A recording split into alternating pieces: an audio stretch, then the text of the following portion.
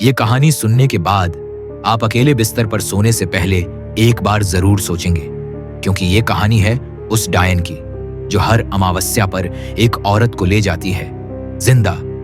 औरतों का यूं गायब होना कोई इत्तेफाक नहीं, ये एक 100 साल पुराना शाप है। रामगढ़ का शाप। रामगढ़ उत्तर भारत के झारखंड बॉर्डर के पास बसा एक छोटा सा गांव, जंगलों से घिरा हुआ, शांत पर भीतर ही भीतर सड़ता हुआ। शहर से दूर इस गांव तक पहुंचने के लिए कोई सीधी सड़क नहीं थी, न मोबाइल नेटवर्क, न कोई थाना।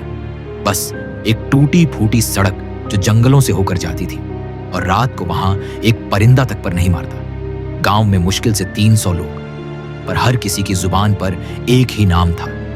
वो कोई उसे नाम से नहीं बुलाता, बस एक शब्द, वो, और सब समझ जाते कि बात किसकी हो रही है। गांव में एक किंवदंती है। हर अमावस्या की रात जब पूरा आसमान काला हो जाता है, तब रामगढ़ की डायन एक घर का दरवाजा खटखटाती है, और अगर उस घर में कोई जवान औरत हो तो वो कभी वापस नहीं मिलती। मेरा नाम आदित्य है। मैं एक फ्रीलांस डॉक्यूमेंट्री फिल्म मेकर हूं।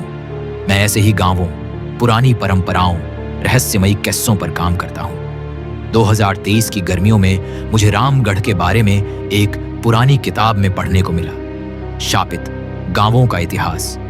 उसमें रामगढ़ का जिक्र था।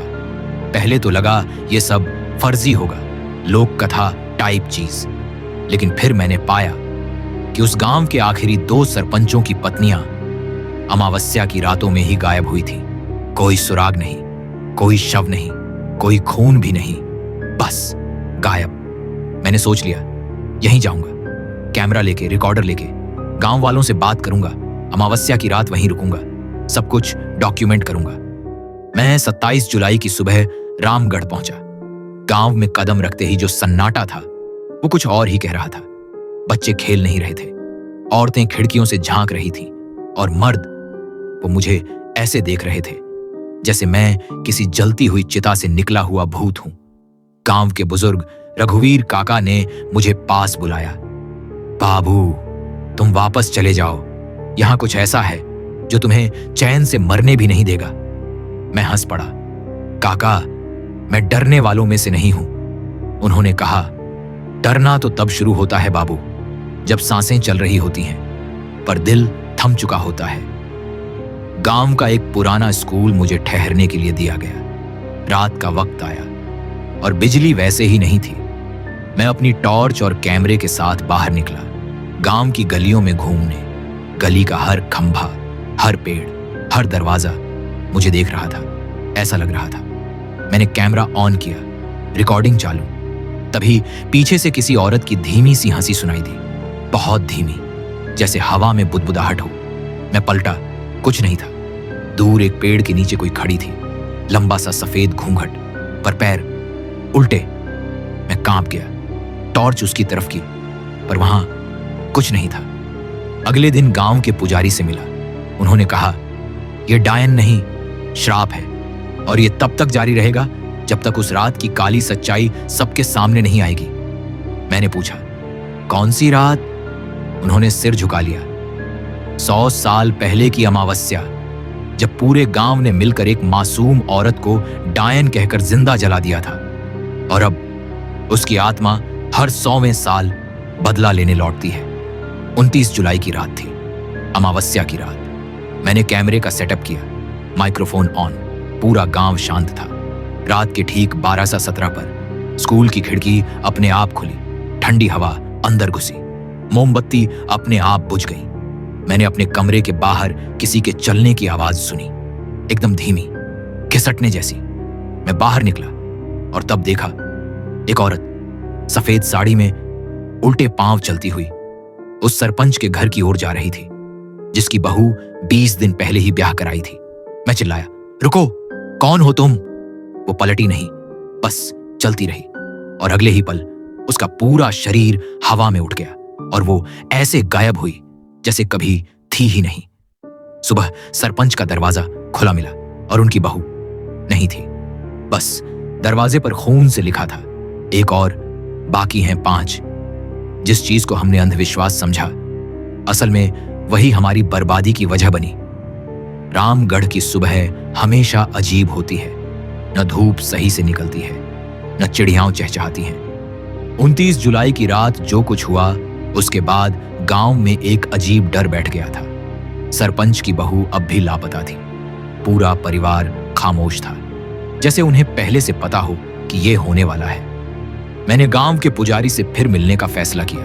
उनका चेहरा और भी सफेद हो गया था और आंखें लाल, जैसे कई रातों से नींद न ली हो। तुम अब भी यहां हो? उन्होंने कांपती आवाज में पूछा। मैंने कहा, अब तो जाना और भी जरूरी हो गया है। पुजारी जी मुझे अपने घर के पिछले हिस्से में ले गए। वहां एक पुराना संदूक रखा था, लोहे की जंजीरों से बंद। उन्होंने उसे खोला और एक फटी पुरानी किताब निकाली, जिसमें खून से सने पन्ने थे। यह है रामगढ़ का दोष, औरत का खून, आदमी की बेबसी और समाज की निर्दयता। उन्होंने पढ़ना शुरू किया। 1857, जब देश बगावत कर रहा था, रामगढ़ भी अपने सबसे घिनौने अपराध की नींव रख रहा था। उस वक्त यहां एक विधवा रहती थी। नाम था चंपा। जवान, सुंदर, पढ़ी लिखी। गांव की लड़कियां उसे दीदी कहती और मर्द छुपकर उसका नाम लेते थे। पर जब एक ठाकुर के बेटे ने उसे जबरन छूने की कोशिश की और चंपा ने उसका हाथ तोड़ दिया, तब गांव वालों ने उसे डायन करार दे दिया। कह दिया गया कि उसके शरीर में दुष्ट आत्मा, और पंचायती चौपाल में उसे जिंदा जला दिया गया, उसी जगह पर जहां आज गांव का कुआं है। मैं सिहर गया, पर वो तो मर गई थी। फिर अब? मैंने पूछा। पुजारी बोले, नहीं बाबू, उसका शरीर मरा था पर आत्मा नहीं मरी। कहते हैं मरने से पहले उसने कसम खाई थी, हर 100वें साल, हर अमावस्या पर 5 औरतें लूंगी। 5, जैसे तुम पांचों ने मुझे जलाया था। और देख लो, पिछली बार यह तब शुरू हुआ था जब मेरा दादा जवान था, और अब फिर से। मैंने गांव की रजिस्टर फाइल्स खंगालनी शुरू की। पिछले 3 सालों में हर साल अमावस्या के बाद एक औरत गायब हुई थी।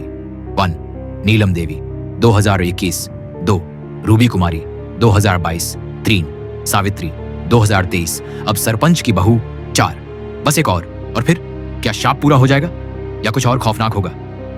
गांव का कुआं, वो जगह जहां चंपा को जलाया गया था। सुबह के 3 बजे मैं उस कुएं के पास गया। सब कुछ शांत था, मगर हवा में कुछ था, जैसे कोई सिसक रहा हो। मैंने कैमरा चालू किया। जैसे ही लेंस कुएं की तरफ किया, एक झटका लगा। टू, सारा इलेक्ट्रॉनिक डिवाइस बंद हो गया। तभी कुएं से किसी लड़की के गाने की आवाज आने लगी। चंदा चमके, छत पे तू क्यों नहीं आया? एकदम धीमी मगर साफ। मैंने नीचे झांका तो देखा एक औरत उल्टे पैर कुएं की दीवार पर चढ़ रही थी, ऊपर की ओर, धीरे धीरे, बिना किसी पकड़ के। मैं पीछे हट गया, जोर से सांस ली और भागने ही वाला था कि पीछे से किसी ने मेरा हाथ पकड़ लिया। मैं पलटा। सरपंच खड़े थे। जो शुरू हो गया है उसे अब कोई नहीं रोक सकता। तुम्हें जाना होगा उस कुएं के अंदर। मैंने चिल्लाकर कहा, आप पागल हो गए हैं क्या? वहां मौत है। उन्होंने बस एक बात कही, मौत अब रामगढ़ में हर दरवाजे के पीछे खड़ी है। तुम ना गए तो अगली वो ले जाएगी जिसे तुम सबसे ज्यादा चाहते हो।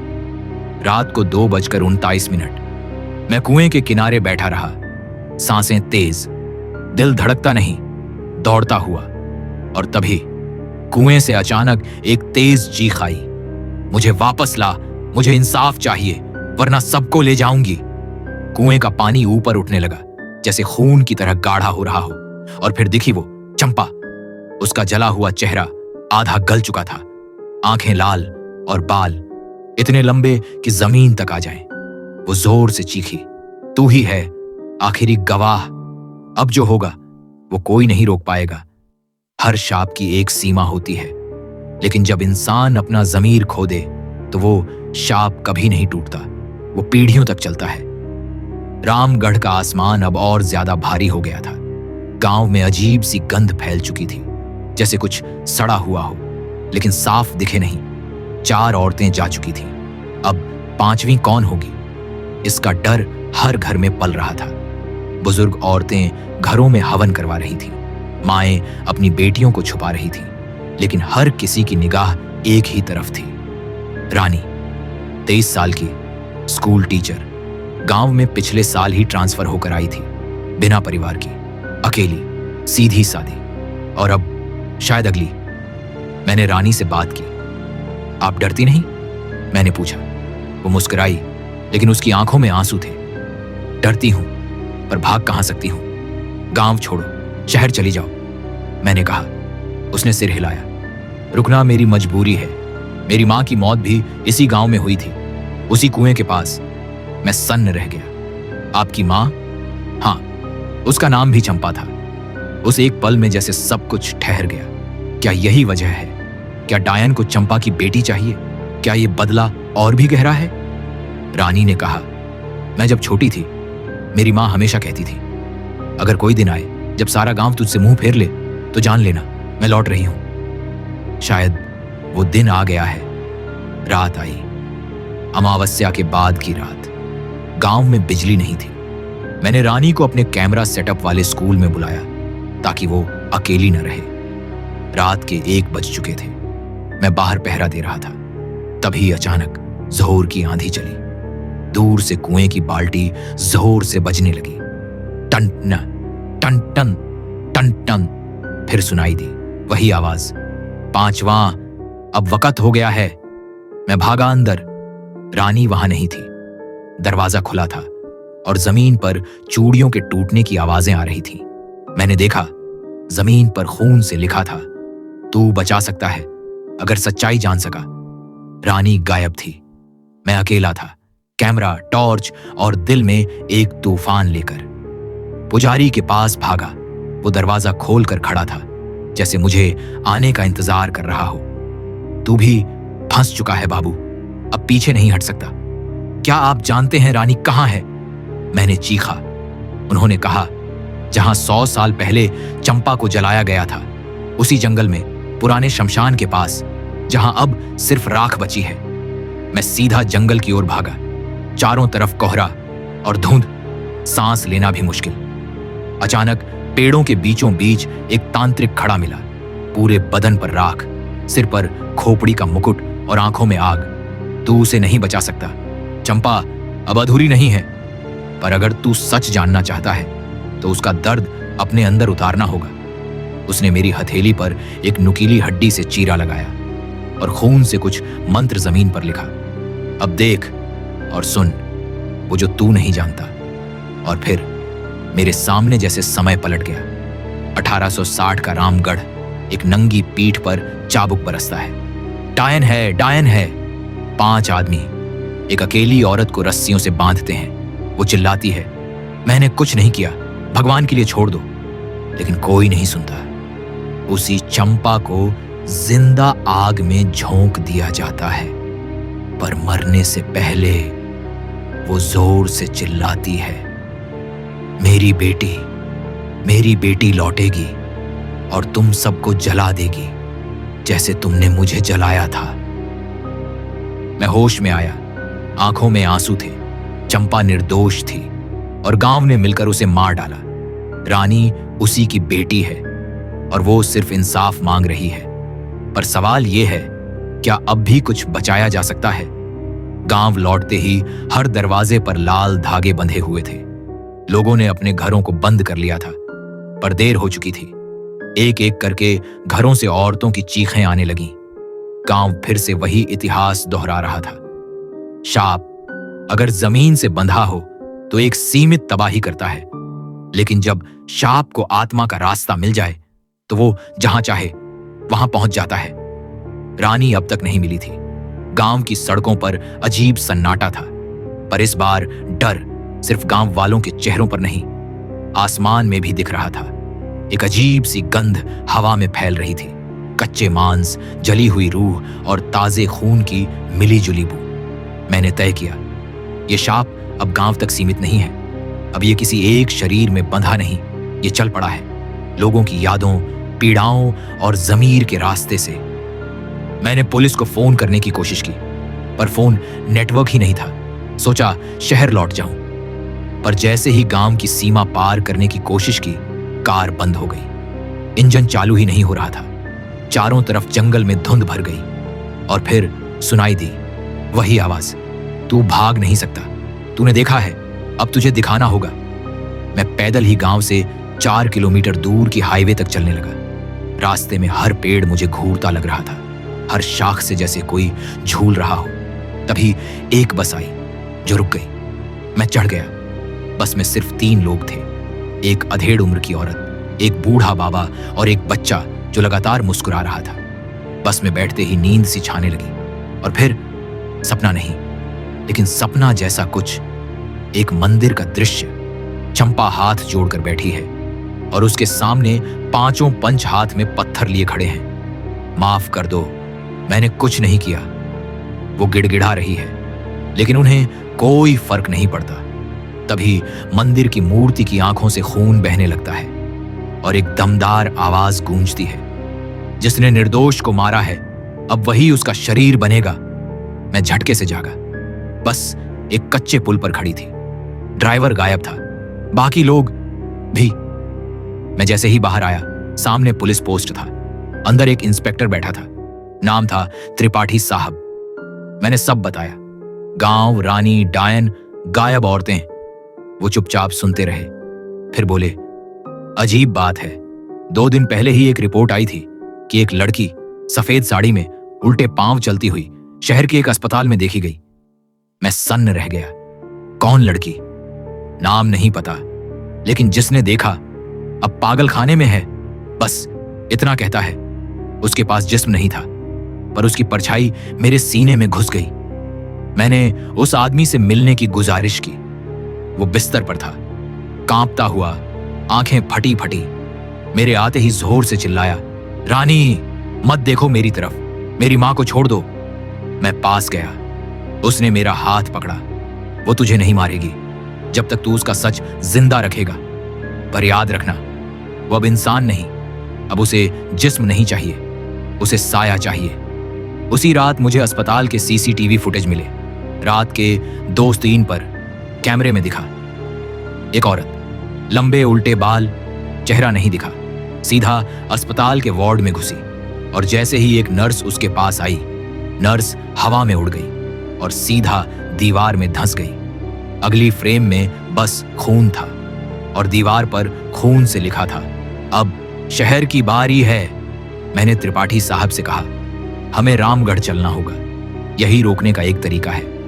उन्होंने कहा, रोक नहीं सकते, बस वक्त को थोड़ा खींच सकते हैं, और उस वक्त के अंदर अगर तूने उसका अधूरा काम पूरा कर दिया तो शायद वो रुक जाए। कौन सा काम? उन्होंने कहा, जिसे जलाया गया था उसे विधिवत शमशान में मोक्ष देना, और जिसे छीन लिया गया था उसे वापस उसके शरीर में लाना। पर अब तक रानी कहाँ थी? क्या वो जिंदा भी थी, या अब वो भी उसका ही साया बन चुकी थी? जिस आत्मा को कभी इंसाफ नहीं मिला, वो आत्मा कभी चैन से नहीं सोती। वो फिर लौटती है, जलाने नहीं, जलने वालों को जलाने। मैं रामगढ़ लौट आया। इस बार अकेला नहीं था, त्रिपाठी साहब भी साथ थे, और उनके पास था वो पुराना तंत्र मंत्रों वाला ग्रंथ, जिसमें लिखा था कैसे किसी जलती आत्मा को मोक्ष दिया जाए। लेकिन मोक्ष तभी संभव है जब उसकी राख को अग्नि के अंतिम दिए से फिर से जगाया जाए, और जिसे वो खोज रही है वही उस अग्नि को जलाए। हम रात 11 बजे पुराने शमशान पहुंचे। चारों ओर सिर्फ राख, जले हुए लकड़ियां, और बीच में एक पुराना तांबे का चबूतरा, जहां कभी चंपा को जिंदा जलाया गया था। वहां आज भी उस पत्थर पर जली हुई चूड़ियों के निशान थे। त्रिपाठी साहब ने अग्नि दिया जलाया। याद रखना, उन्होंने कहा, अगर वो आई तो पीछे मत देखना, बस दिया जलाए रखना। मैंने आंखें बंद की और चंपा के नाम का जाप शुरू किया। तभी जोर की आंधी चली। दिए की लौ एकदम से नीली हो गई और हवा में किसी के रोने की आवाज गूंजने लगी। तू आया, बहुत देर कर दी। मैंने आंखें खोली और सामने खड़ी थी वो चंपा। उसका चेहरा अब पहले जैसा डरावना नहीं था, बल्कि दर्द से भरा हुआ, बुझा हुआ। उसने कहा, मेरी बेटी कहाँ है? मुझे उसे पाना है, उसके बिना मैं अधूरी हूं। तभी पीछे से त्रिपाठी बोले, उसकी आत्मा जीवित है पर शरीर में कैद है। उसे निकालना होगा, लेकिन एक शर्त है, तुम्हें अपना साया छोड़ना होगा। चंपा की आंखों से आंसू निकलने लगे, पर वो तैयार थी। मैंने दिया उसकी राख के ऊपर रखा और मंत्र पढ़ना शुरू किया। पूरे शमशान में आग सी फैल गई और एक सफेद उजाला आसमान से नीचे गिरा। अगले ही पल चंपा गायब हो गई और सामने धुएं से बाहर निकली रानी, निढाल पर जिंदा। चैप्टर 9, रामगढ़ का अंतिम सच। रानी को लेकर हम वापस गांव आए। गांव के हर घर से लोग बाहर निकल आए, जैसे किसी बुरे सपने से जागे हों। बुजुर्गों ने जमीन पर माथा टेक दिया और रानी के पैर छुए। वो अब चंपा नहीं थी, पर उसकी वारिस थी। गांव की पंचायत बुलाई गई। रानी ने सबके सामने खड़े होकर कहा, मेरी मां निर्दोष थी और तुम सबने उसे मारा। अब मैंने उसका दर्द जिया है, मैं माफ करती हूं, लेकिन भूलूंगी नहीं। पर अगर किसी ने फिर से किसी औरत को झूठा कहा, उसे डायन कहा, तो मैं लौटूंगी, और तब शांति से नहीं। त्रिपाठी साहब ने धीरे से कहा, अब शाप नहीं रहेगा, पर याद रहे, हर गांव हर शहर में कोई ना कोई चंपा है। उसे जिंदा मत जलाओ, चाहे अल्फाज से हो या आग से। मैंने रामगढ़ से विदा ली। रानी वहीं रही। गांव अब उसे देवी मानने लगा और मैं वापस शहर लौटा। पर वो रातें, वो आवाजें अब भी मेरे कानों में गूंजती हैं। कहानी खत्म हुई, पर चेतावनी बाकी है।